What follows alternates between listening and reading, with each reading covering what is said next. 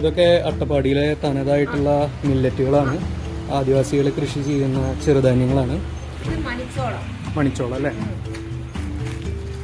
ഇത് കമ്പ്. കമ്പ്. ഇത് പനിവിറക്. പനിവിറക്. പനിവിറക്. ഇത് ചാമ. ഇത് വരക്.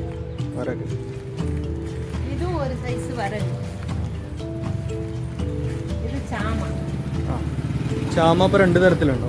ഉണ്ട്. പനിവിറക്. ഇത് വേറെ ചാമ, ഇത് വേറെ ചാമ. അത് ശരി. അതാണ് കേട്ടോ. ഇത് റാഗി. ഇതൊക്കെയാണ് റാഗിപ്പൊടി.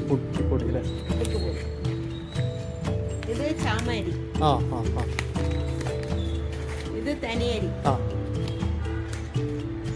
ഇത് റാഗി. റാഗി.